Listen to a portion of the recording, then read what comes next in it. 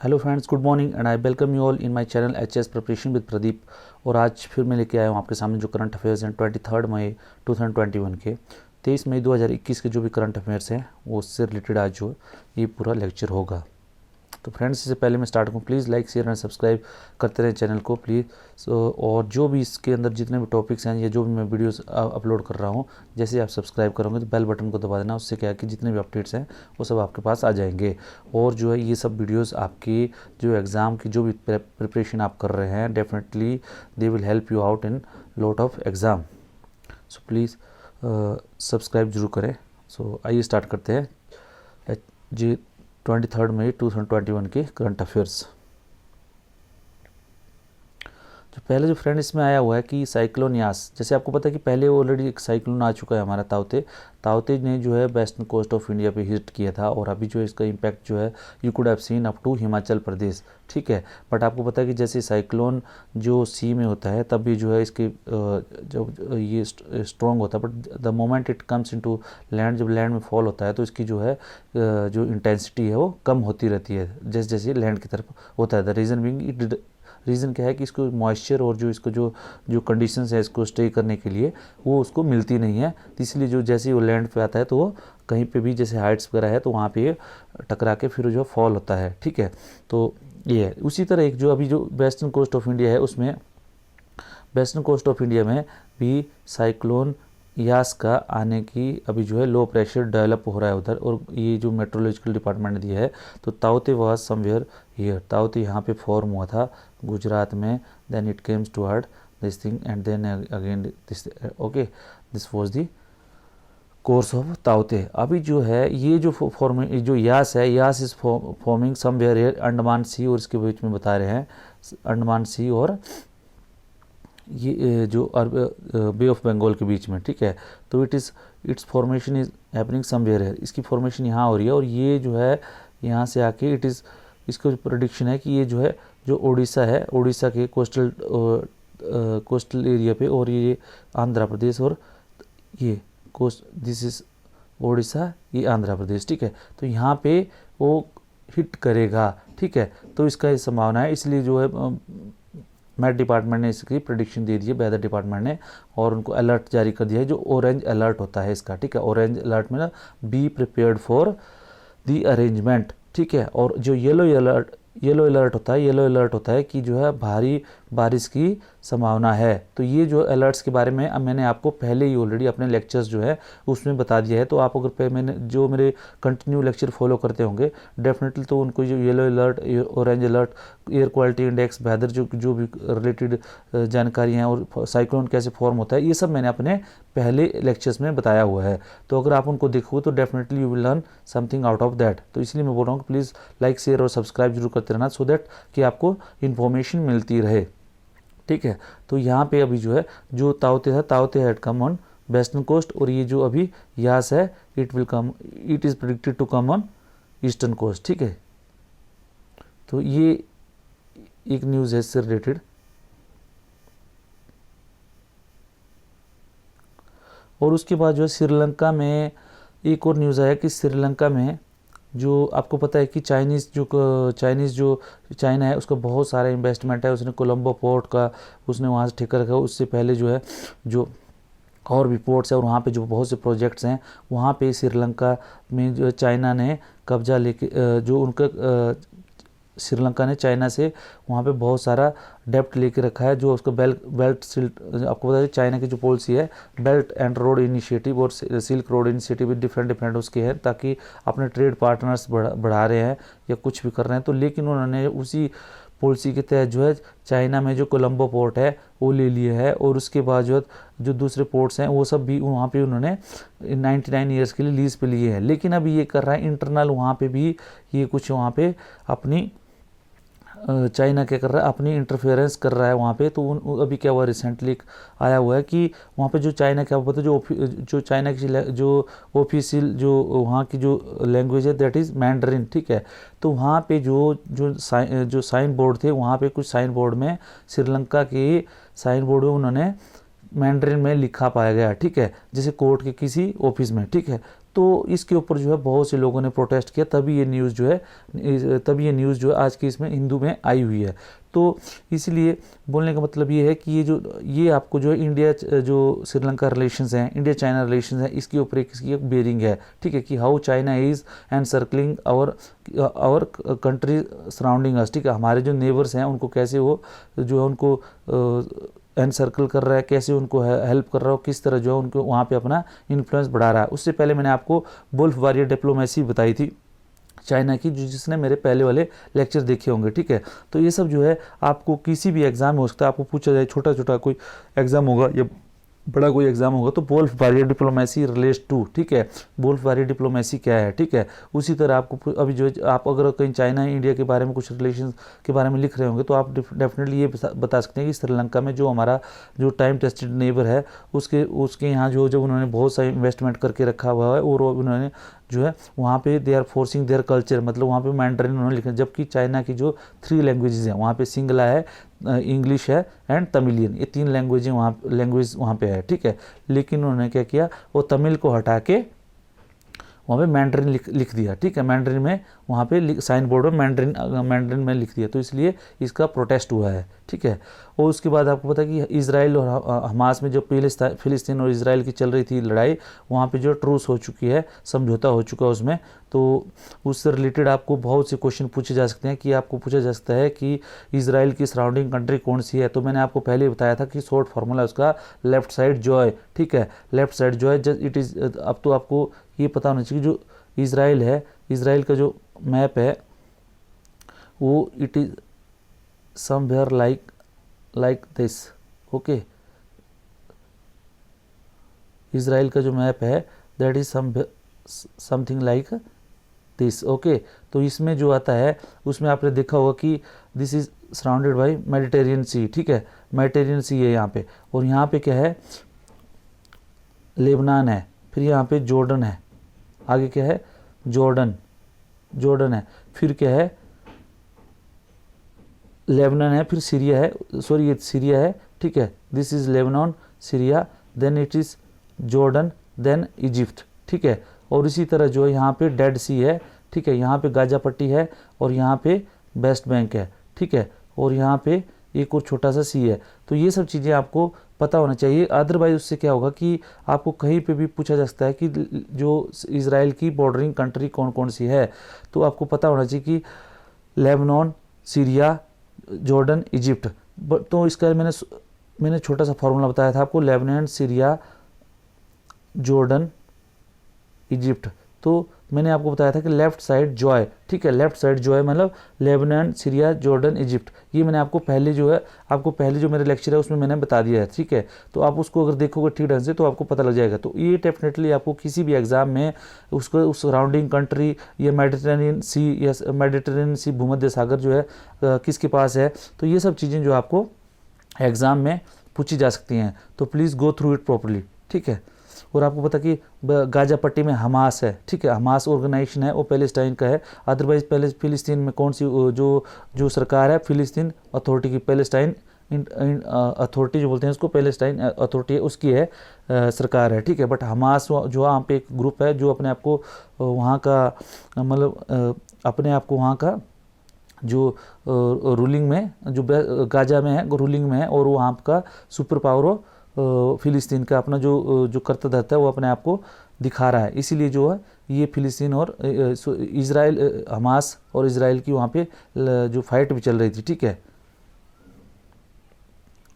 Under the अभी एक और हुआ है, एक बहुत ही इंपॉर्टेंट न्यूज़ आई हुई है, वो है ब्रिक्स एस्ट्रोनॉमी वर्किंग ग्रुप। ये आप किसी भी डेफिनेटली लेके चलो, ब्रिक एस्ट्रोनॉमी वर्किंग ग्रुप, ये किसी भी एग्जाम में आएगा, ठीक है। तो इसमें क्या है, ब्रिक्स आपको पता है कि 2021 से भारत ने ब्रिक्स कंट्री की जो प्रेसिडेंटशिप है वो ली हुई है 2021 के लिए। तो इसके लिए जो है देयर आर अराउंड 100 इवेंट्स, जिस भी कंट्री में जो भी कंट्रीज की प्रेसिडेंटशिप लेती है वो जो है फिर उसके बाद कोई इवेंट्स होते हैं, जैसे 2-2 साल बाद इसकी समिट होती है। तो क्या होता है कि उसमें जो है बहुत सी समिट्स होती हैं, जैसे टेक्नोलॉजी ग्रुप की अलग होती है, साइंस ग्रुप की अलग होती है, फॉरेन मिनिस्टर्स की अलग होती है, ठीक है, कल्चरल्स की अलग होती है, ठीक है, जिसी तरह कॉमर्स मिनिस्टर की अलग होती है। तो और उसके बाद जो ये आपस में डिस्कस करके जो है फिर उसमें जो कुछ भी संभावनाएं होती हैं वो तलाशते हैं और उसी से रिलेटेड समझौते होते हैं और उसी से रिलेटेड जो आगे फिर ये जो है इकोनॉमी स्ट्रॉन्ग होती है, ठीक। इकोनॉमी को स्ट्रॉन्ग करने के लिए, कंट्री को स्ट्रॉन्ग करने के लिए सब ये आगे स्टेप्स लेते हैं। तो इसी तरह अभी जो हुआ है वो ब्रिक्स एस्ट्रोनॉमी वर्किंग ग्रुप, जो एस्ट्रोनॉमिक जो इनकी जो एस्ट्रोनॉमी है, जो एस्ट्रोनॉमिकल जो सोसाइटीज़ है, जो दोनों जो पांचों कंट्री है, जैसे ब्रिक्स आपको पता होगा कि ब्राज़ील, रसिया, इंडिया, चाइना और साउथ अफ्रीका, ठीक है, इनकी एक ग्रुपिंग है। इन कंट्रीज़ की जो एस्ट्रोनॉमिकल जो जैसे आपको पता है कि जो साइंस ग्रुप है उसकी एक मीटिंग्स हुई है, उसको बोलते हैं ब्रिक्स एस्ट्रोनॉमी वर्किंग ग्रुप, ठीक है। इसने क्या बोला है कि जितने भी टेलीस्कोप्स हैं, टेलीस्कोप आपको पता है जैसे इंडिया में टेलीस्कोप जो है हैंडले करके जगह है लेह लद्दाख में, वहाँ पर लगी हुई है 3 मीटर्स की वो टेलीस्कोप है और वो सबसे बड़ी टेलीस्कोप इंडिया की। तो उसको भी बोल रहे हैं कि जो भी डेटास जो है वहाँ पे जो भी डेटा जो उनको मिलता है, ये बोलते हैं कि वो आपस में शेयर करें, आपस में शेयर करके जो है फिर उसको बताएं। तो इससे क्या होता है कि आपको जो एक स्पेस के बारे में जो एक जानकारी मिलेगी, so that they can share it, और उससे जो अच्छी चीज़ें मिल जाएगी। और उसके बाद अगर कोई रिसर्च कर रहा है वहाँ पे, तो रिसर्च कर रहा है, मान लो जैसे कोई स्पेस के लिए रिसर्च कर रहा है, टेलीस्कोप में रिसर्च कर रहा है, तो वहाँ जो फंड है, जो ब्रिक्स का जो फंड है, उससे कुछ फंड जो है उसको अलॉट किया जाए उस रिसर्च के लिए। जैसे कोई यूनिवर्सिटी कर रही है, कुछ भी कर रही है, ठीक है। तो आपको जो है ये पता होना चाहिए कि इनकी जो ब्रिक्स एस्ट्रोनॉमिकल वर्किंग ग्रुप की मीटिंग जो है 20 और 21 तारीख को ये जो है ये ऑनलाइन मोड पे हुई थी, ठीक है। और उन्होंने आपस में ये डिसाइड किया कि जो भी जानकारी हैं वो आपस में शेयर करेंगे, ठीक है। और इसमें एक आपको एक और फुल फॉर्म जो आपको पता जो inter university centre for astronomy and astrophysics, ये है पुणे में है, ठीक है। तो ये आपसे क्वेश्चन कई बार आ सकता है कि inter university centre for astronomy and astrophysics कहाँ पे, पुणे पे है। और ये मैंने आपको बता दिया कि इंडिया ने इसकी जो मेंबरशिप चेयरमैनशिप एज्यूम की है जेनोटो ने। उसके बाद एक और आया हुआ है कि फास्टैग आपको पता है कि FASTag is an easy to use है। जैसे आप कहीं गाड़ियों में जाते हैं, ठीक है, पहले क्या होता था कि आपको कहीं पे भी दूसरी स्टेट में आप जाते थे कि टोल प्लाजा, जैसे यहाँ आप जो कहीं मंडी से मनाली जाते हो तो आपको बीच में जो है एक टोल प्लाजा आता है ढोंडू नाला करके, ठीक है। उसी तरह आप जब चंडीगढ़ की तरफ जाते हो तो रोपड़ कुराली में आपको जो है टोल प्लाजाज मिलते हैं, जहाँ जिसका मतलब वो जो है टैक्स लेते हैं कि आपकी गाड़ी जो उसमें एंटर होगी तो आपको 30 या 40 रुपीज़ आपका टैक्स लेते हैं, 50 रुपीज़, ठीक है। तो और जो उसको टोल टैक्स बोलते हैं। लेकिन फास्टैग जो एक अरेंजमेंट है इसके द्वारा, उसके द्वारा क्या होता है कि आपको जो है आप जो ऑनलाइन आपकी गाड़ी को आप रिचार्ज करवा दोगे, वो आपको टैग मिलेगा और जैसे ही आप उस लेन में जाओगे तो ऑटोमेटिकली जो है आपका वहाँ से 30 या 40 रुपीज़ जो आप रिचार्ज करोगे लेस हो जाएगा, ठीक है। तो ये जो है उसका फास्टैग से आया हुआ है। तो इसमें क्या किया है कि उन्होंने बताया कि टैग्स में रेडियो RFID टेक्नोलॉजी। तो आपसे पूछा जाता है RFID क्या है, तो RFID होता है रेडियो फ्रिक्वेंसी आइडेंटिफिकेशन टेक्नोलॉजी, ठीक है। RFID ये जो डायरेक्टली जो है कनेक्टेड रहती है इसके जो आपको जैसे आपको फ़ोन का सिग्नल होता है, ठीक है। तो टेक्नोलॉजी है उस तरह जहाँ पे आप मूवमेंट करोगे ये जो RFID से फास्टैग का आपको कनेक्शन रहेगा, ठीक है।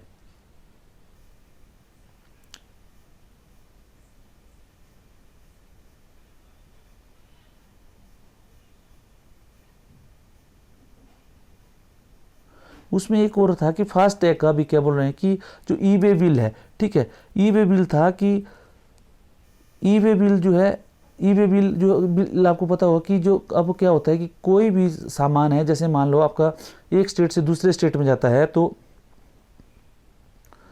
एक स्टेट से दूसरे स्टेट में जाता है तो क्या होता है कि ई वे बिल उसका ई वे बिल जनरेट होता है। अगर कोई भी सामान है आपका एक स्टेट से दूसरे स्टेट में गया तो आपको 50,000 से ऊपर का सामान है तो उसका ई वे बिल जो है जनरेट होता है, ठीक है, इलेक्ट्रॉनिक वे बिल, ठीक है। वो ई वे बिल को फास्टैग और उसके साथ जो है फास्टैग के साथ कनेक्ट कर रहे हैं ताकि जो टैक्स अथॉरिटी जैसे जो आपकी एक्साइज वाले हैं, टैक्सेशन वाले हैं, उनको पता लग जाएगा कि आपका जो है कितना आपका सामान गया और कितना अमाउंट पर गया और किस तरह का सामान गया, ठीक है। तो इसको बोल रहे हैं कि ई वे बिल को अभी जो है फास्टैग के साथ जोड़ेंगे, फास्टैग और RFID टेक्नोलॉजी के साथ, ठीक है। तो ये और ये आपको थोड़ा इससे क्या होगा, आपको जो सीमलेस जो सर्विसेज है, जहाँ पे आपको रुकना पड़ता है गाड़ियों वगैरह को, सीमलेस सर्विसेज हो जाएगी, आपको मतलब रुकने की जरूरत नहीं होगी, और जो है टैक्स अथॉरिटी से उनका काम भी ईजी हो जाएगा, और कोई ऐसा जो उसमें जो टैक्स की इवेशन भी नहीं हो पाएगी। और उसमें एक और है कि जो अभी ये ई वे बिल का है, गुजरात, महाराष्ट्र, हरियाणा, तमिलनाडु और कर्नाटका, इस सब में ज़्यादा जो सबसे ज़्यादा ई वे बिल जनरेट होते हैं।